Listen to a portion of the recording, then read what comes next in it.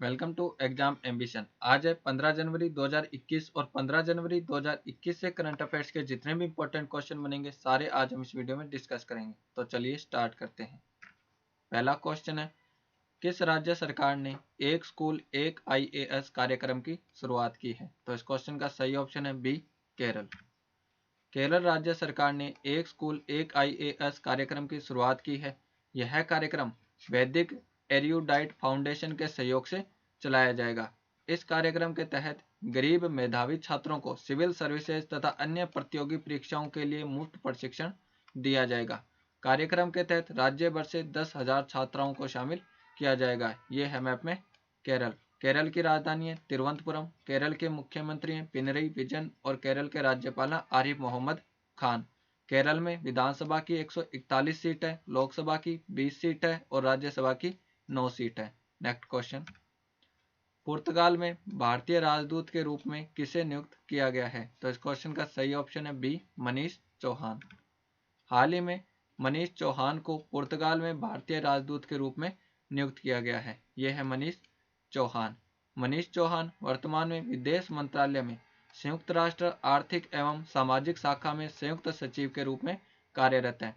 Manish Chauhan 1994 batch के भारतीय विदेश सेवा के अधिकारी हैं। यह है मैप में पुर्तगाल। पुर्तगाल की राजधानी है लिस्बन। पुर्तगाली करेंसी है यूरो और पुर्तगाल के राष्ट्रपति है Marcelo Rebelo de Sousa. Next question, प्रतिष्ठित राष्ट्रीय कवि प्रदीप सम्मान किस राज्य सरकार द्वारा दिया जाता है? तो इस क्वेश्चन का सही ऑप्शन है B, Madhya Pradesh.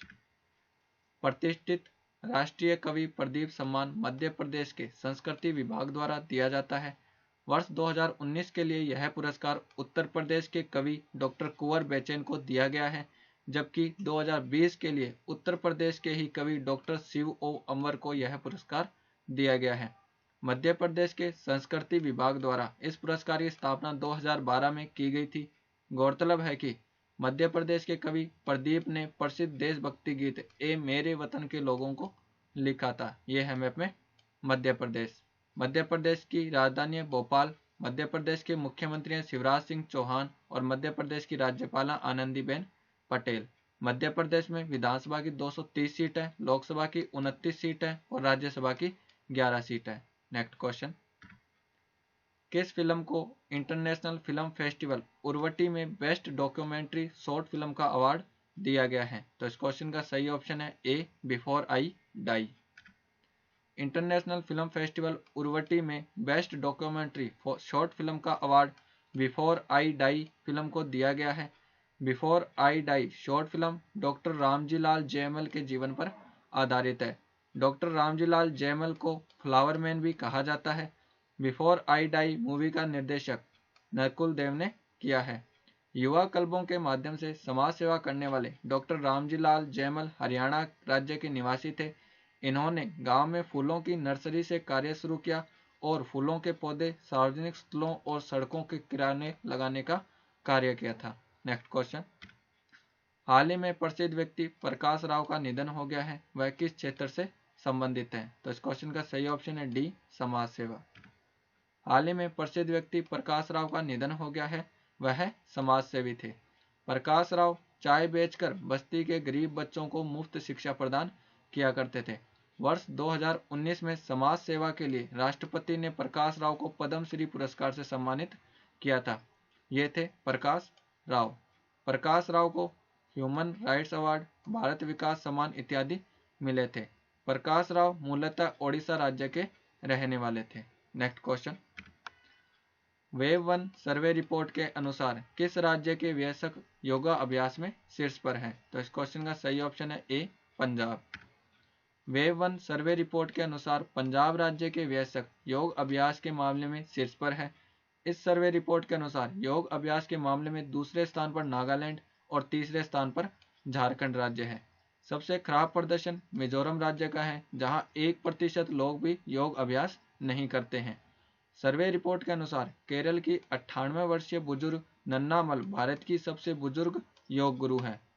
Longitudinal ageing study in India wave one survey report केंद्रीय स्वास्थ्य एवं परिवार कल्याण मंत्रालय के द्वारा जारी की गई है। नेक्स्ट क्वेश्चन, सुप्रीम कोर्ट ने साफ पर्यावरण एवं शुद्ध जल को किस मौलिक अधिकार के तहत बताया है? तो इस क्वेश्चन का सही ऑप्शन है सी, जीवन का अधिकार।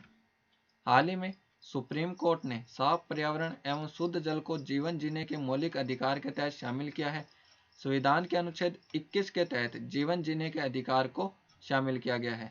सुप्रीम कोर्ट के अनुसार गरिमा के साथ जीवन जीने व प्रदूषण रहित जल का अधिकार अनुच्छेद 21 के तहत शामिल है।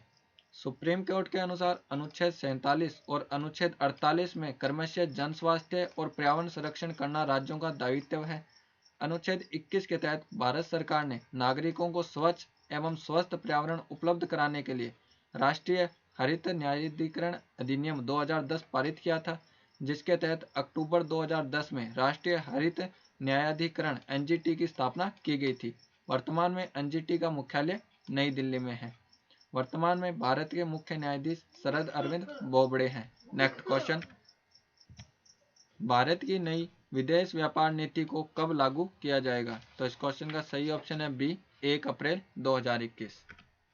भारत की नई विदेश व्यापार नीति को 1 अप्रैल 2021 को लागू किया जाएगा। नई विदेश व्यापार नीति का समय 5 साल तक होगा। यह नीति भारत को अंतर्राष्ट्रीय व्यापार के क्षेत्र में अग्रणी बनाने का प्रयास करेगी और भारत को $5 ट्रिलियन की अर्थव्यवस्था बनाने के लक्ष्य को हासिल करने में भी सहायक होगी। इस नीति के माध्यम से विकास और रोजगार के लिए माल और सेवाओं के निर्यात के माध्यम से प्राप्त सहायक क्रियाओं को चैनलाइज किया जाएगा। वर्तमान में केंद्रीय विदेश मंत्री डॉक्टर एस जयशंकर हैं। नेक्स्ट क्वेश्चन, किस अंतर्राष्ट्रीय संगठन के नेतृत्व में global Ebola vaccine stockpile की स्थापना की गई है? तो इस क्वेश्चन का सही ऑप्शन है C, ICG. International coordinator group ICG के नेतृत्व में global Ebola vaccine stockpile की स्थापना की गई है। आईसीजी समूह में विश्व स्वास्थ्य संगठन, यूनिसेफ और रेड क्रॉस सोसाइटी शामिल हैं। आईसीजी समूह भविष्य में इबोला महामारी के समय प्रभावित लोगों तक वैक्सीन पहुंचाने में सहायता करेगा। इबोला एक वायरस जनित रोग है। इसके सामान्य लक्षण बुखार, सिर दर्द, मांसपेशियों में दर्द और गले में खराश है।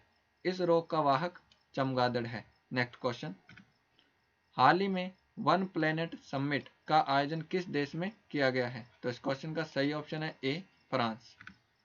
हाल ही में वन प्लेनेट समिट का आयोजन फ्रांस में किया गया है। इस सम्मेलन की theme let's act together for nature है। इस सम्मेलन का आयोजन 11 जनवरी 2021 को फ्रांस, संयुक्त राष्ट्र और विश्व बैंक ने मिलकर किया है। इस वर्ष वन प्लेनेट समिट का यह चौथा संस्करण है। वन प्लेनेट समिट का तीसरा संस्करण वर्ष 2019 में नैरोबी, केन्या में आयोजित किया गया था। इस सम्मेलन के तहत जैव विविधता के संरक्षण पर ध्यान केंद्रित किया जाता है। ये है मैप में फ्रांस। फ्रांस की कैपिटल है पेरिस। फ्रांस की करेंसी है यूरो और फ्रांस के प्रेसिडेंट है मैनुअल मैक्रोन। नेक्स्ट क्वेश्चन, किस अंतर्राष्ट्रीय संगठन ने अंतरिक्ष स्वतंत्रता को बढ़ावा देने के लिए लॉन्चर अलायंस के गठन की घोषणा की है? तो इस क्वेश्चन का सही ऑप्शन है बी, यूरोपीय संघ। यूरोपीय संघ ने अंतरिक्ष स्वतंत्रता को बढ़ावा देने के लिए लॉन्चर अलायंस के गठन की घोषणा की है। इसका उद्देश्य शांति को बढ़ावा देना और नागरिकों के हितों की रक्षा करना है।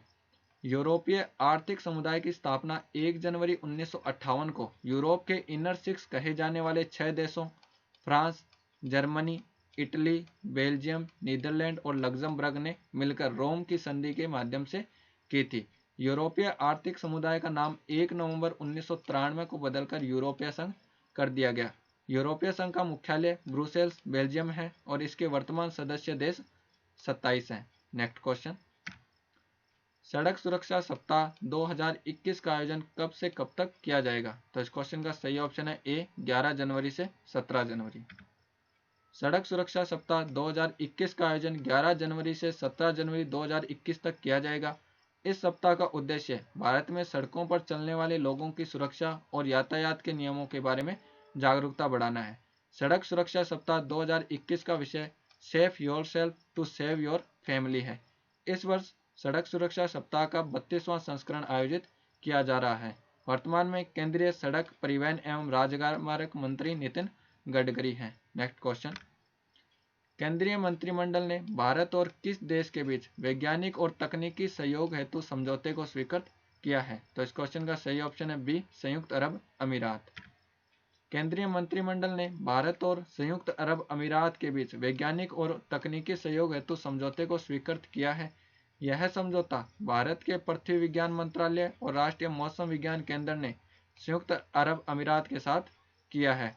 भारत और संयुक्त अरब अमीरात के मध्य यह समझौता भूकंप, मौसम और महासागरीय सेवाओं जैसे उपग्रह, रडार, ज्वार गेज और मौसम विज्ञान स्टेशनों के लिए डाटा, ज्ञान और परिचालन उत्पादों के साझाकरण के लिए सुविधा प्रदान करेगा।